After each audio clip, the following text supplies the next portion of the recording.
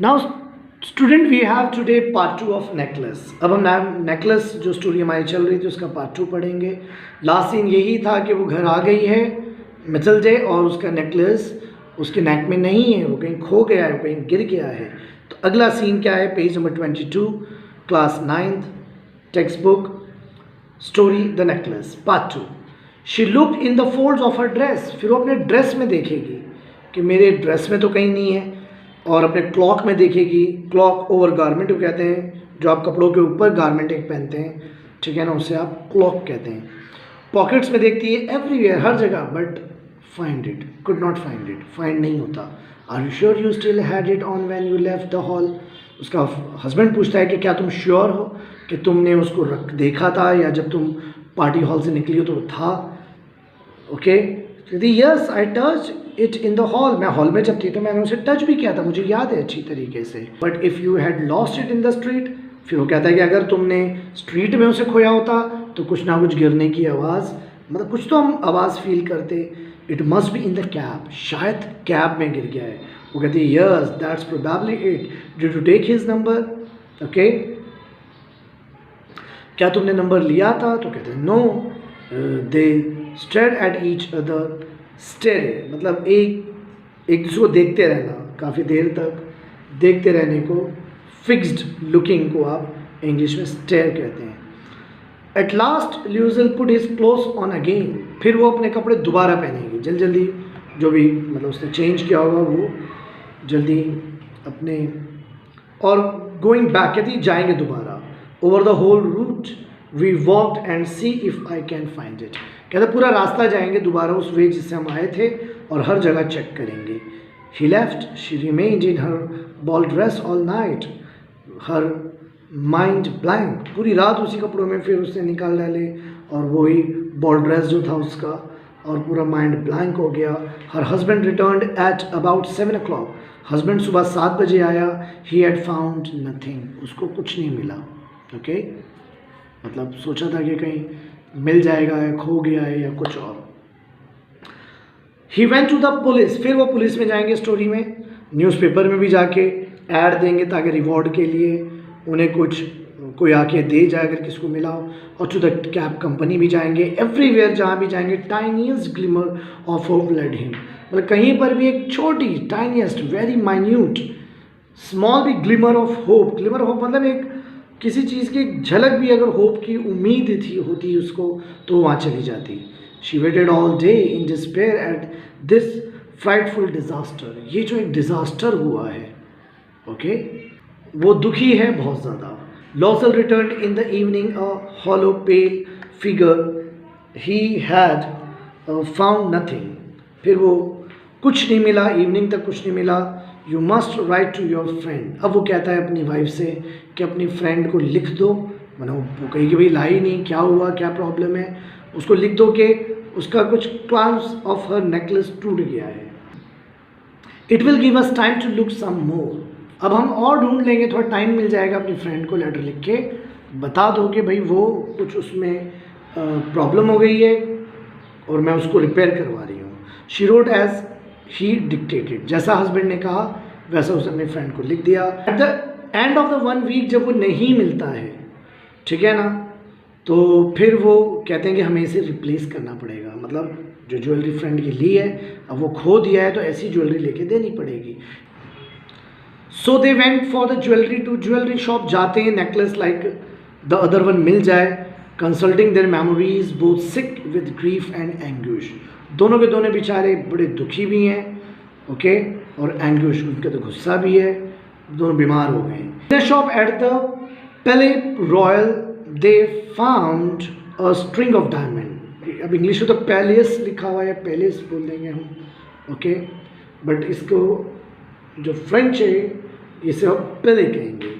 Pele, Palais Royal they found a string of diamonds. उन्हें एक जगह नज़र आए, एग्जैक्टली सेम था, बट जब पता किया वो कितने का है तो पता चला 40,000 फ्रैंक्स का है।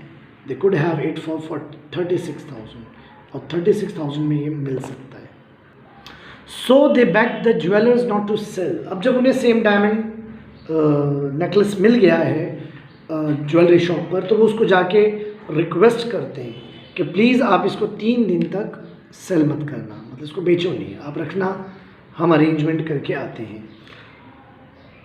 और ये कहते हैं कि अगर हम इसे वापस कर देंगे तो 34,000 फ्रैंक्स में वो ले, मतलब 36,000 फ्रैंक में ख़रीदेंगे, और अगर उनको, ठीक है ना, एंड ऑफ द फरवरी तक अगर अपना पुराना वाला नेकलेस मिल गया तो ये नेकलेस लाके वापस देंगे तो 34,000 फ्रैंक्स में देंगे।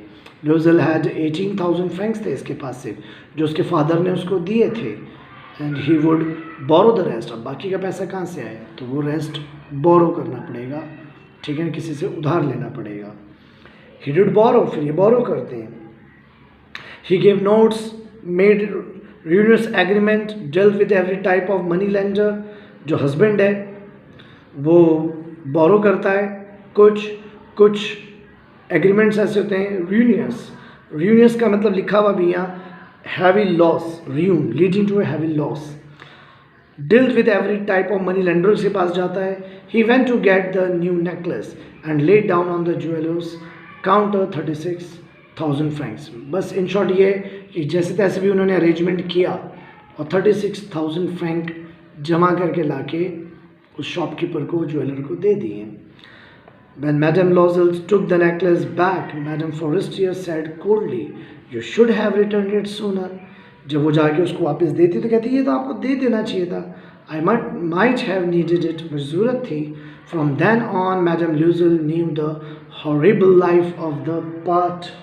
Heroically, the dreadful debts must be paid. अब कर्जा कर लिया, अब कहीं से लोन ले लिया, सब कर लिया, लेकिन अब वापस भी करना है ना, तो उस वापस करने के लिए पैसा कहाँ से आएगा। ओके, वो भी ड्रेडफुल डेप्थ, वहाँ ड्रेडफुल लिखा हुआ है। ड्रेडफुल का मीनिंग भी होता है वेरी बैड, और कोई बुरी चीज़ होना। She would pay it, they dismissed their maid. अब इस पे कैसे करें, तो उन्हें थोड़ा सा अपना पैसा सेविंग बढ़ाना होगा, इसलिए वो मेड को हटा देते हैं, लॉजिंग को चेंज कर देते हैं, और rented a Garrett under the roof. Garrett का मीनिंग वहाँ लिखा हुआ है a small uncomfortable room at the top of the house. घर के ऊपर एक छोटा सा जगह होती है, ओके, स्मॉल अनकंफर्टेबल एक रूम होता है, छोटा सा बना देते हैं, उसे गैरेट कहते हैं, वो उसको रेंट आउट कर देते हैं। She came to know the drudgery of the house work, the odious labour of the kitchen. अब इसे, ठीक है, ड्रोज का मतलब ही होता है, ड्रोजरी का मतलब होता है एग्जॉस्टिंग वर्क, बहुत ज़्यादा ऐसा हार्ड वर्क करना, थका देना अपने आप को, तो काम में अब थक जाती है वो। ओजियस लेबर, ओजियस का मतलब भी होता है एक्सट्रीमली अनप्लेजेंट। ओके, पहले वो जो काम नहीं करती है उससे ज़्यादा करने पड़ रहे हैं। ओके, किचन का काम, शी वॉश द डिशेज, वो डिशेज धोती है। ओके, और डर्टी लाइनेंस साफ करती है। She carried the garbage down to the street every morning, हर मॉर्निंग खुद कचरा उठा के डालने जाती है, पानी लेने जाती है, ठीक है ना, और फिर एक कॉमन इंसान की तरह, कॉमनर्स की तरह ड्रेस भी करने लगती है, मतलब जिसे मालूम पड़े कि ये इंसान एक कॉमन इंसान है। She had to bargain at market, अब वो बार्गेन करती है मार्केट में जाके ताकि कुछ पैसा बच जाए, झगड़ा भी करना पड़ सकता है, इंसल्ट भी कभी होती है। और एवरी माइजरेबल सो का मतलब यहाँ लिखा है फ्रेंच कॉइन, मतलब जो फ्रेंच के कॉइन्स हैं जिसकी वैल्यू बहुत स्मॉल है, जो बहुत पास्ट में इस्तेमाल होते थे, उसे 100 कह देते हैं। Each month they had to pay some loan, हर महीने उसको लोन देना पड़ता है, और रिन्यू अदर, कभी कभी लोन को रिन्यू भी करना पड़ता है ताकि और टाइम मिल जाए। हर हस्बैंड वर्कड एक्स्ट्रा, उसका हस्बैंड भी एक्स्ट्रा वर्क करता है। Every evening her husband worked extra every evening, doing accounts करता है वो ट्रेड्समैन के लिए, मतलब सेपरेट काम कर रहा है। Over late in to the night, और फिर कॉपी करता है मैन्युस्क्रिप्ट्स, कुछ बुक्स को, कुछ चीज़ों को कॉपी करने का काम लिया है, जिसको 500 मिलते हैं पेज, मतलब एक पेज का 500 मिलेंगे उसे।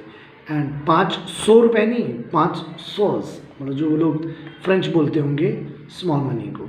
And this life lasted 10 year, और ऐसा चलता रहा कब तक, 10 ईयर्स, 10 साल तक यही चलता रहा उसकी लाइफ, वो कर्जा नहीं उतार पाई। फिर 10 ईयर्स के बाद उसने सब कुछ पे कर दिया कर्जा, इवन इंटरेस्ट भी दे दिया। Madam लॉइजल looked old now, but in 10 सालों में मैडम जुलियोजल जो एक चार्मिंग ब्यूटीफुल प्रिटी वुमन थी, अब ये एक काफ़ी एज्ड लगने लगी, ठीक है ना, ओल्ड दिखने लगी. What would have happened if she had not lost that necklace. अब वो यही सोचती है कि वॉट वुड हैपन, क्या होता कि मैं वो नेकलेस नहीं खोती. How strange life is, how fickle का मीनिंग होता है जो चीज़ चेंज हो जाए, ठीक है ना, कि लाइफ किस तरह से फिकल मतलब चेंज हो गई है. How little is needed for one to be ruined और सेव्ड. मतलब कितना छोटी सी चीज़ है लेकिन किस तरह से उसे तबाह हो गई, बर्बाद हो गई वो, ठीक है ना. वन संडे की बात है जब वो जा रही थी, वॉकिंग कर रही थी. अब यहाँ एक वर्ड आ रहा है जो इंग्लिश में तो आप चैम्प्स एलिसिस बोल देंगे, बट इसको फ्रेंच में जो बोलते हैं वो होता है शॉलीजे, ठीक है ना, शॉलीजे ऐसा बोलते हैं. Suddenly she saw madam Forestier. अब उस दिन जब वो संडे के दिन वॉकिंग कर रही थी उसको मैडम फॉरेस्टियर अपनी फ्रेंड नज़र आती है. स्टिल यंग है वो लेडी, उसकी फ्रेंड ब्यूटीफुल है, चार्मिंग है. Madam Loisel felt emotional. जैसे मैडम ल्यूजल जो है हमारी स्टोरी में, ये उसको देखती है तो काफ़ी ज़्यादा इमोशनल हो जाती है कि उसको याद आ जाता है कि इसका नेकलेस था, मैंने लिया था, खो दिया, काश मैं नहीं खोती तो इस 10 साल में जो तकलीफ उठाई वो नहीं उठानी पड़ती. Should she speak to her. फिर वो सोचती क्या मैं इससे बात करूँ. यस ऑफ कोर्स, क्यों नहीं करूँ, अब तो मैंने उसको पे कर दिया है और मैंने अपना उसको क्यों बात नहीं करूँ, अब तो मैंने सारा कर्जा भी पे कर दिया, अब इसको स्टोरी बता सकती है, वाई नॉट. तब वो जाती है, गुड मॉर्निंग जीन कहती है, जीन जीन कहेंगे इसे. And the other astonish to be address so familiarly by this common women. मतलब एक बड़ी कॉमन वुमेन, एक आम सी औरत जो फेमिलियर लग रही है उसे, या उसकी आवाज़, उसने आगे इस तरह से उसको बात की जैसे कोई किसी को जानता हो.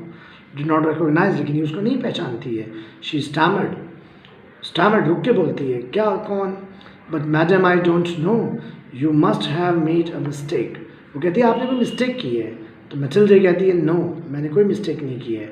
हर friend utter a cry, oh अच्छा तुम Mathilde, oh how you have change, तुम कितना चेंज हो गई हो, क्या हुआ. Yes I have had some hard time. वो कहती है हाँ कुछ हार्ड टाइम मेरे लाइफ में आया था. मैंने तुम्हें आखिरी बार देखा था तब से लेकर आज तक मैं बड़ी ही माइजरी में, बड़ी प्रॉब्लम्स में, बड़ी ही पुअर लाइफ जी रही हूँ और ये सब तुम्हारी वजह से हुआ है, लेकिन बिकॉज ऑफ यू. मी, वो कहती मैं, मेरी वजह से, हाउ कैन दैट बी, ऐसा कैसे हो सकता है. यू रिमेंबर, कहती तुम्हें याद है तुमने एक डायमंड नेकलेस मुझे दिया था एक बार जब मैं मिनिस्ट्री पार्टी में गई थी. तो वो कहती यस मुझे याद है, मैंने वो खो दिया था. व्हाट डू यू मीन, तुमने खो दिया था, लेकिन तुमने तो लाके वापस दिया था. I brought you back another exactly like it. कहा हाँ मैंने तुम्हें वापस लाके दिया था लेकिन वो एग्जैक्टली वैसा था, वो नहीं था. And it has taken us 10 years to pay for it. और आज 10 साल गुजर गए हैं, आज तक मैं उस चीज़ को पे कर रही थी और इसलिए मैं ज़्यादा, मेरी लाइफ में प्रॉब्लम्स आ गई हैं या जो मेरा चार्म है वो चला गया है because of this. It was not easy for us, we had very little. ये हमारे लिए ईजी नहीं रहा, but at last it is over. लेकिन अब ये ओवर है. आई एम वेरी ग्लैड, और मैं बहुत खुश हूँ. मैडम फॉरेस्टियर स्टन्ड हो जाती है, हैरत में पड़ जाती है. You say that you bought a diamond necklace to replace mine. क्या कहा तुमने कि तुमने डायमंड नेकलेस खरीदा था मेरे उस वाले नेकलेस को रिप्लेस करने के लिए. Yes you did not notice then. तो कहा अच्छा तुमने नोटिस नहीं किया. They were very similar. कितने सिमिलर थे. And she smiled with proud and innocent pleasure. तब वो फ्रेंड मैडम फॉरेस्टियर मुस्कुरा के बोलेगी और बहुत ज़्यादा डीपली मूव्ड होते हुए उसको हाथ को पकड़ेगी, दोनों हाथ, और कहेगी ओह माई पुअर मैटिल्डे. ठीक है ना. Mine was an imitation. जो मेरा नेकलेस था वो एक इमिटेशन था. इमिटेशन मतलब जो चीज़ ओरिजिनल ना हो, ठीक है ना, आर्टिफिशियल हो. It was worth 500 francs at most. ज़्यादा से ज़्यादा वो 500 francs की रही होगी. ये द नेकलेस स्टोरी अडेप्ट की गई है, ठीक है ना, जो लिखी है गेदे मुपासा. ये उनका प्रोनाउंसिएशन यही रहेगा, गेदे मुपासा. ओके. वैसे तो इंग्लिश में मोपेसेंट लिखा हुआ है बट फ्रेंच ये नहीं कहते. तो this is all about your story necklace का थर्ड पार्ट मैंने 2 पार्ट में मैंने इसको करा दिया। इसको ध्यान से आप पढ़ेंगे, मैंने जो वर्ड अंडरलाइन किया उसके अकॉर्डिंगली स्टोरी को समझेंगे तो ये क्लियर होगा आपको। Okay, so this is all about your lesson necklace. Thank you.